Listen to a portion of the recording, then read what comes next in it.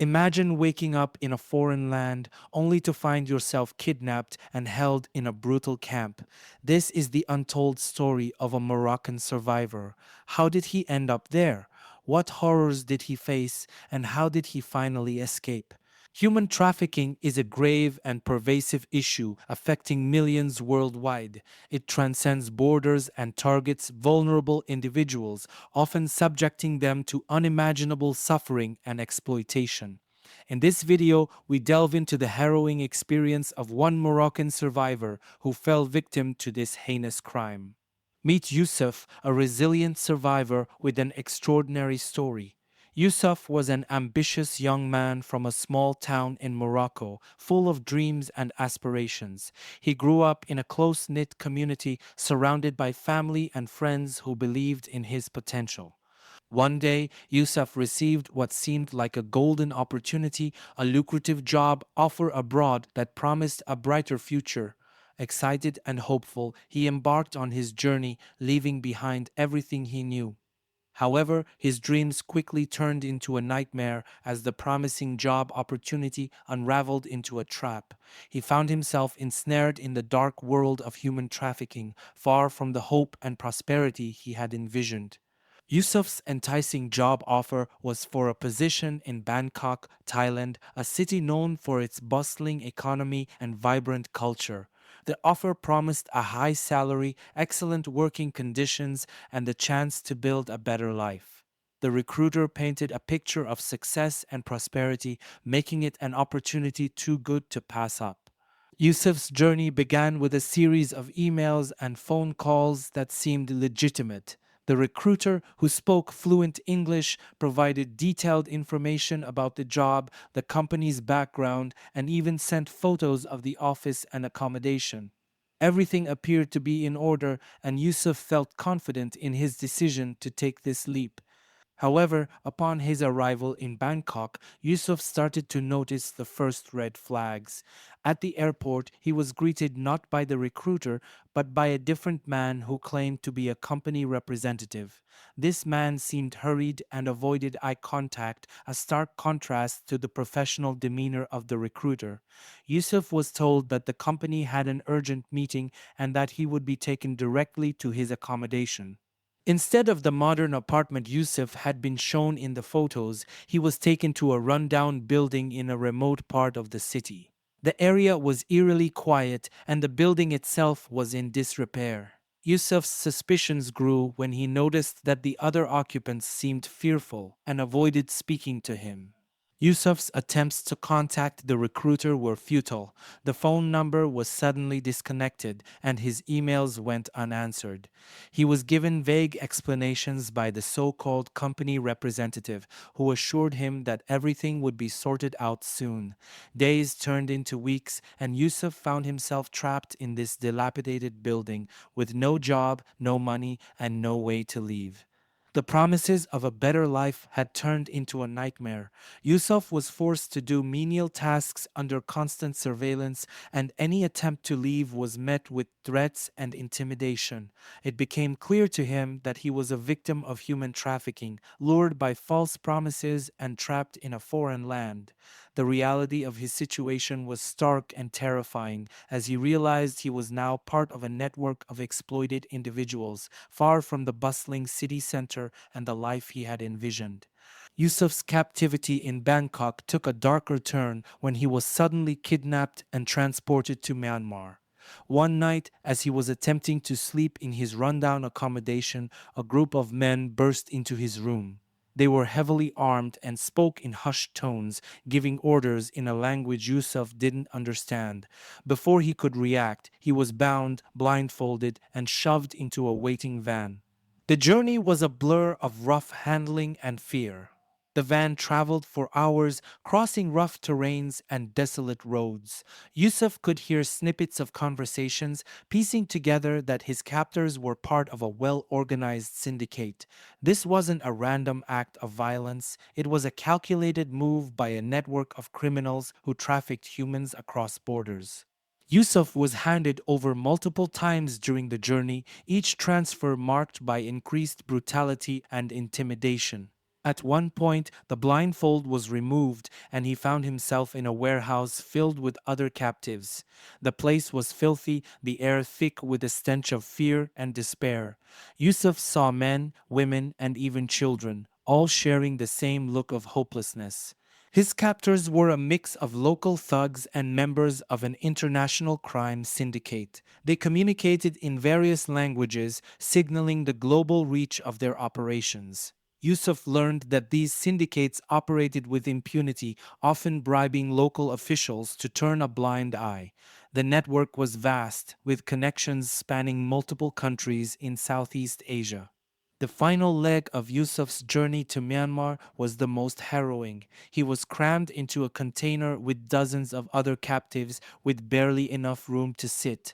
The heat was unbearable, and the lack of food and water made the ordeal even more torturous. The container was loaded onto a truck which crossed into Myanmar under the cover of darkness. Upon arrival, Yusuf and the others were herded into a remote camp surrounded by dense jungle and guarded by armed men. The camp was a stark reminder of the harsh reality of human trafficking. Yusuf's initial horror was replaced by a grim determination to survive and find a way to escape. The involvement of international crime syndicates became evident as Yusuf observed the operations within the camp. The traffickers were meticulous, using coded communications and sophisticated logistics to move people across borders. The camp itself was a hub where captives were sorted, held, and eventually sold to the highest bidder. It was a brutal and efficient system that profited from human misery. Yusuf's kidnapping to Myanmar was a testament to the pervasive and insidious nature of human trafficking. It was a well oiled machine driven by greed and corruption with little regard for the lives it destroyed. Yusuf knew that escaping this nightmare would be his toughest challenge yet, but he held on to the hope that he would one day be free. Yusuf's days in the Myanmar camp began with the harsh clang of a bell, signaling the start of yet another grueling day. The camp was a grim, makeshift facility surrounded by barbed wire and patrolled by armed guards. The captives were housed in overcrowded, dilapidated shacks with barely enough space to lie down. The stench of unwashed bodies and human waste was inescapable, adding to the pervasive sense of despair. Every morning, Yusuf and the other captives were forced into a monotonous routine. They were marched out of their shacks and made to stand in line for a meager breakfast, usually a bowl of watery rice porridge. The food was barely enough to sustain them, leading to malnutrition and severe health problems among the captives. Clean drinking water was scarce, and access to medical care was non existent. The captives were then divided into groups and assigned various tasks. Some were made to perform hard labor, such as clearing land, carrying heavy loads, or working in nearby illegal logging operations. The work was backbreaking, and any sign of resistance or exhaustion was met with brutal punishment. Others were forced into more sinister activities, including drug trafficking and sex work, further highlighting the depravity of their captors. The guards used physical violence to maintain control, frequently beating the captives for minor infractions or simply to assert their dominance.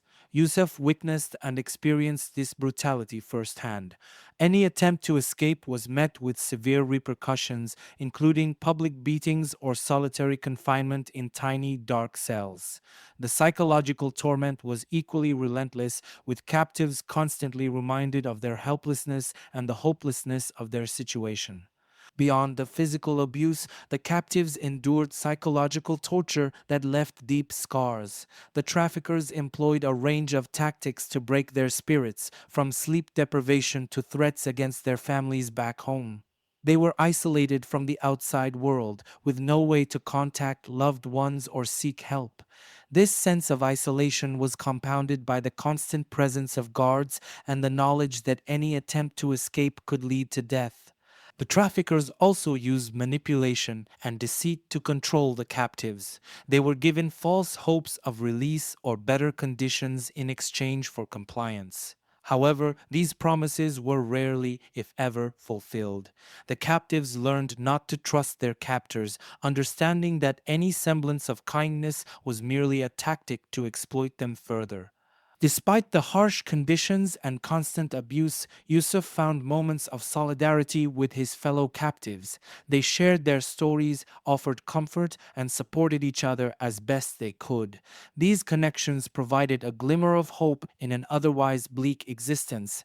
Yusuf realized that his survival depended not just on his own resilience, but also on the strength and camaraderie of those around him.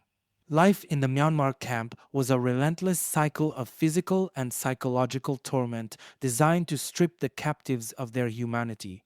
Yet, in the face of such adversity, Yusuf held on to his determination to survive and find a way to escape.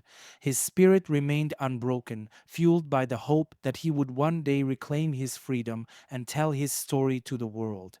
Yusuf's escape from the camp began with a sliver of hope, a covert opportunity to communicate with his family. Through a fellow captive who managed to smuggle a phone into the camp, Yusuf sent a desperate message to his family in Morocco. The message was simple but urgent, detailing his location and the dire situation he was in. His family, overwhelmed with fear and determination, immediately contacted the Moroccan embassy and relevant international authorities. The embassy, understanding the gravity of the situation, coordinated with local authorities in Thailand and international anti trafficking organizations. The process was fraught with complications as the camp was located in a remote and politically volatile area of Myanmar. The involvement of international authorities was crucial. Organizations such as Interpol and local NGOs specializing in human trafficking collaborated to gather intelligence and plan a rescue operation. These entities worked discreetly to avoid alerting the traffickers, ensuring that their efforts would not be thwarted. After weeks of meticulous planning, a rescue operation was launched. Local authorities, supported by international forces, raided the camp. The operation was swift and precise, aimed at rescuing the captives while apprehending the traffickers. Yusuf and his fellow captives, though initially skeptical of their rescue, soon realized that their nightmare was finally coming to an end. Yusuf's return to Morocco was a deeply emotional experience. Upon his arrival, he was greeted by his family at the airport, their faces a mix of joy, relief, and lingering sorrow. The reunion was poignant, filled with tears and embraces as they grappled with the reality of Yusuf's survival and the trauma he had endured. The impact on his family was profound. They had spent months in uncertainty, fearing the worst. Yusuf's return brought immense relief, but also a new challenge, helping him heal from the psychological and physical scars left by his ordeal. They sought professional help, including therapy and medical care, to aid in his recovery. Yusuf reflected on his journey with a mixture of gratitude and sorrow. He was thankful for the efforts that led to his rescue, but haunted by the memories of the camp and the friends he left behind. His experience had changed him irrevocably, instilling a deep resolve to raise awareness about human trafficking and support those still trapped in similar situations. Yusuf's story is a stark reminder of the pervasive and insidious nature of human trafficking.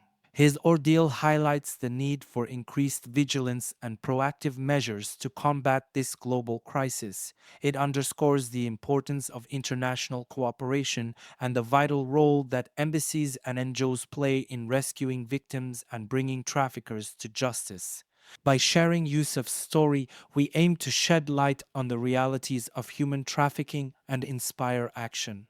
We encourage viewers to stay informed, support anti trafficking initiatives, and advocate for stronger laws and protections for vulnerable populations.